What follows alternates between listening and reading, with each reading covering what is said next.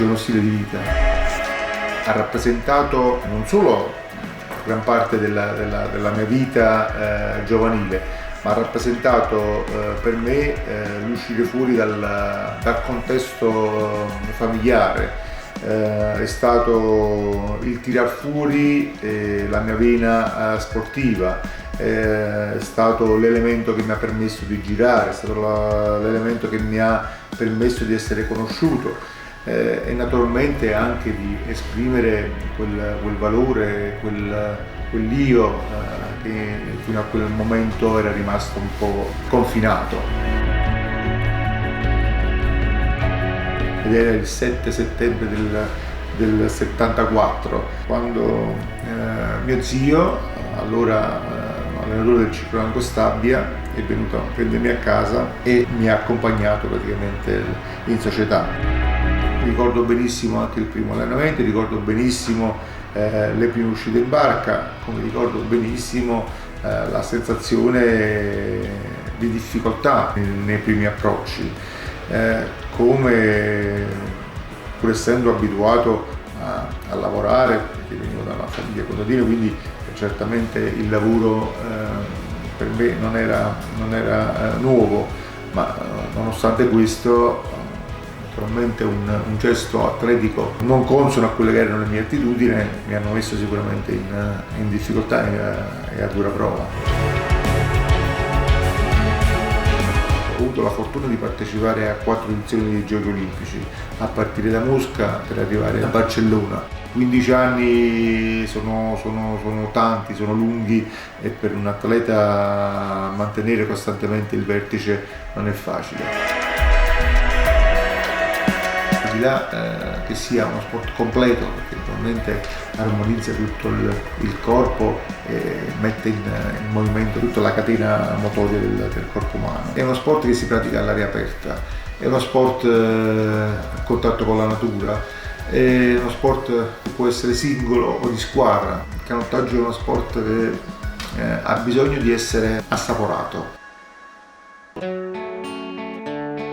Vivere un'Olimpiade da dirigente è molto diverso, sono convinto e sono fiducioso che i ragazzi ce la metteranno tutta, è una squadra giovane, desiderosa di mettersi ancora di più in mostra, l'importante è crederci, fare di tutto per non tralasciare nessun particolare.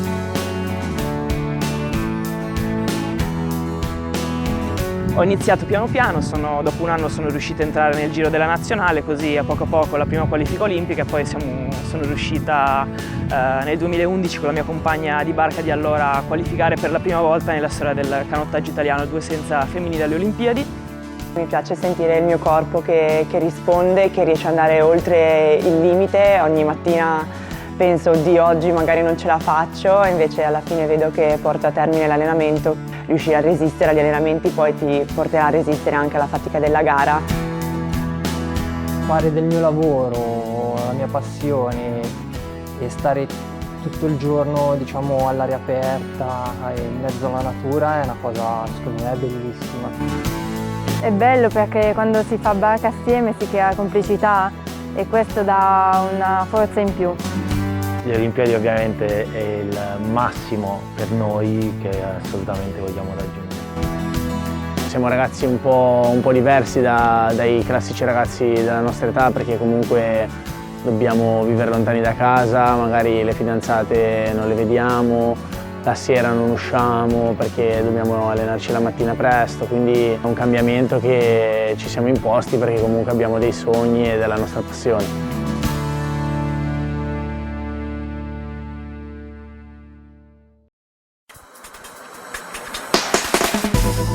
In Italia solo il 10% di persone disabili praticano sport, mentre in altri paesi europei siamo al 30-40%.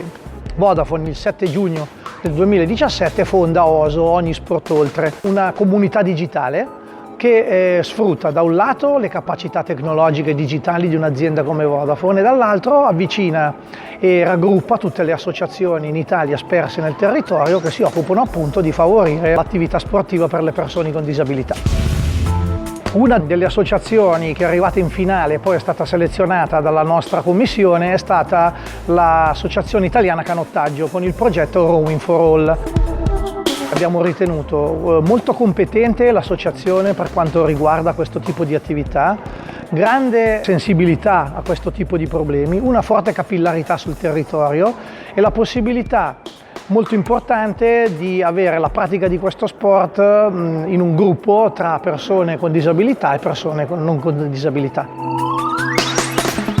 Le persone con disabilità devono essere lasciate libere di sperimentare, libere di provare a esprimere loro stessi, con due grandissimi effetti benefici. Uno, quello di migliorare nel carattere e di trovare un'identità.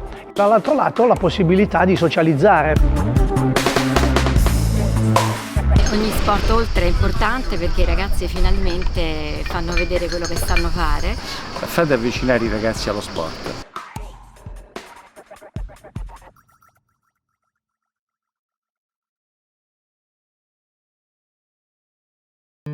La Fondazione Santa Lucia opera nel settore della sanità dal 1960, si occupa da sempre di persone che hanno avuto un problema importante, quindi una grave lesione del sistema nervoso centrale. Parliamo di pazienti che hanno avuto un ictus, una lesione del midollo spinale, un coma, una malattia neurodegenerativa come Parkinson e sclerosi multipla. Da 1 anno e mezzo circa il progetto OSO, Ogni Sport Oltre, vede coinvolti persone che hanno avuto o hanno in questo momento contatti con la Fondazione Santa Lucia, indirizzandoli verso diverse discipline sportive. Parliamo di nuoto, parliamo di basket, parliamo di tennis tavolo, parliamo di scherma, parliamo di calcio balilla. Quindi sono delle realtà che consentono non di realizzare, come diciamo noi, dei campioni, ma di avviare allo sport persone che fino a qualche tempo fa ovviamente non avevano disabilità, e questa è la nostra grande sfida per il futuro, cioè riuscire a garantire a queste persone una vita diversa. Lo sport oramai è scientificamente dimostrato che stimola il nostro sistema immunitario, ma stimola anche un effetto cosiddetto doping. Quando facciamo attività sportiva il nostro cervello produce una droga naturale che si chiama endorfine. A maggior ragione una persona con disabilità che viene avviata e che pratica con una costanza l'attività sportiva si sente anche decisamente meglio. Non dobbiamo mai pensare che una persona con disabilità è una persona diversa da noi. Lo sport è certamente un momento aggregante che consente anche spesso ai ragazzi di uscire da quella solitudine che la disabilità inevitabilmente provoca. Spesso anche le famiglie hanno difficoltà, hanno paura, hanno timore del giudizio degli altri. Lo sport ti consente di passare da spettatore a protagonista, anche se hanno disabilità.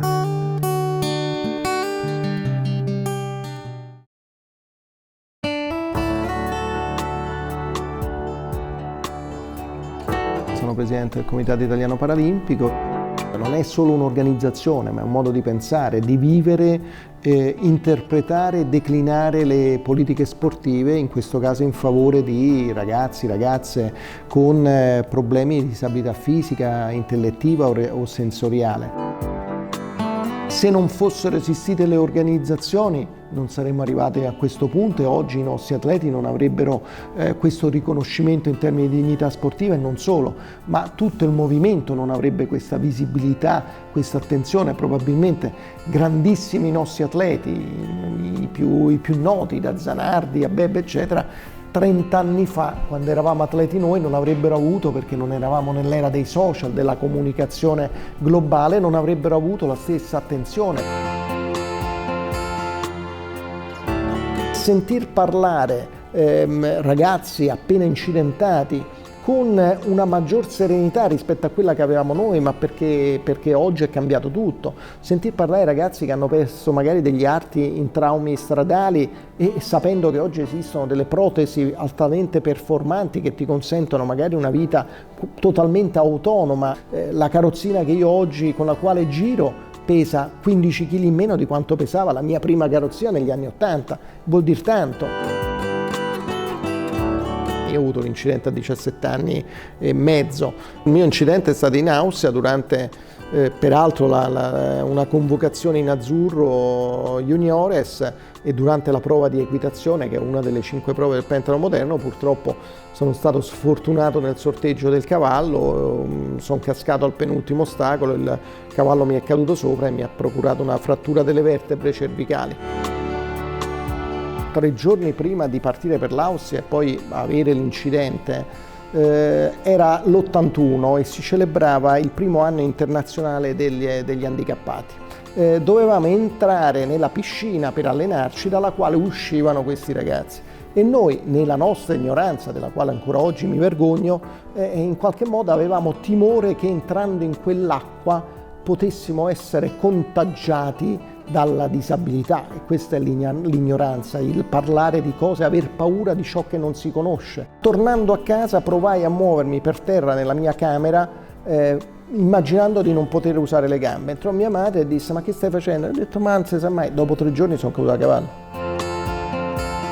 La prima gara di nuoto è stata il mio primo incontro in una dimensione di competizione completamente diversa. In quella gara, che io non vinsi, compresi che a qualsiasi livello l'agonismo ha bisogno di professionalità, di preparazione, di umiltà, e quindi ricominciai. Il giorno che non esiste più la passione, la voglia di scoprire, la curiosità e anche la voglia di sentirsi utile a qualcosa di più che non a se stessi, significa che abbiamo fallito in qualcosa, o sotto il profilo educativo o sotto il profilo della responsabilità sociale. La lettera che scrissi all'allora Presidente della Repubblica, indimenticato Sandro Pertini, nasce da una consapevolezza, da quella che per me è stata anche una battaglia personale. Io all'epoca avevo appena 20 anni, mi sentivo mortificato dal fatto che il Presidente aveva reso noto che avrebbe ricevuto gli atleti olimpici di ritorno da Los Angeles 84 e nulla era detto di altri atleti che avevano vestito la stessa maglia azzurra, avevano onorato lo stesso tricolore al pari dei loro colleghi olimpici, ma che come al solito venivano dimenticati. Considerate che erano altri tempi. Erano i tempi, nella sciatteria terminologica dell'epoca, noi eravamo gli handicappati, i portatori di handicap e gli invalidi, per cui era un clima totalmente diverso. E devo dire che fui assolutamente sorpreso della risposta della Presidenza della Repubblica al Quirinale, perché da quel momento venimmo ricevuti e è diventata una prassi fino ai giorni nostri. Seul è stato, a mio modo di vedere, ancora oggi quello spartiacque tra una Paralimpiade in chiave più sociale e una Paralimpiade vera in chiave sportiva. In questi 40 anni ho capito il mondo della disabilità, naturalmente, ho lavorato nel mondo della disabilità non soltanto sotto il profilo sportivo ma anche politico, sociale, sindacale. La vita può essere altrettanto bella e ti può regalare altrettanti sogni, magari diversi, così come te li avrebbe regalati prima. Il mondo paralimpico sta lì proprio per dare questa opportunità, quindi provare a praticare uno sport significa tutto questo e darsi una chance e magari anche la possibilità di coltivare un sogno, così come tanti nostri atleti l'hanno coltivato e oggi lo hanno realizzato, di partecipare ad una Paralimpiade che credo che per chiunque l'abbia fatto è una delle cose più belle e affascinanti per un amante di sport.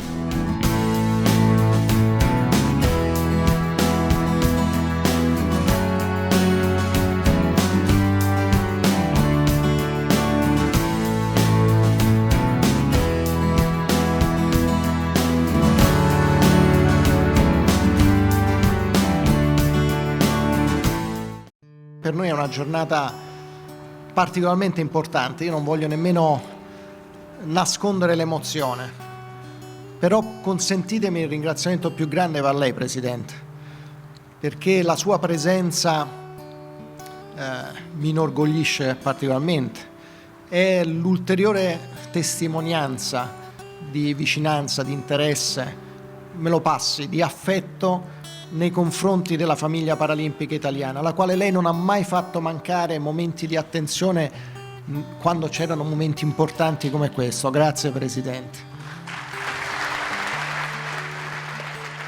Questo centro diventerà la casa di tanti bambini come Sara, con il suo sorriso straordinario e la sua prorompente gioia di vivere, per tanti ragazzi, tanti adulti, avviandoli allo sport, facendo comprendere a schiere sempre più ampie di giovani con disabilità che ci si può realizzare nello sport, conseguendo grandi risultati e grandi successi.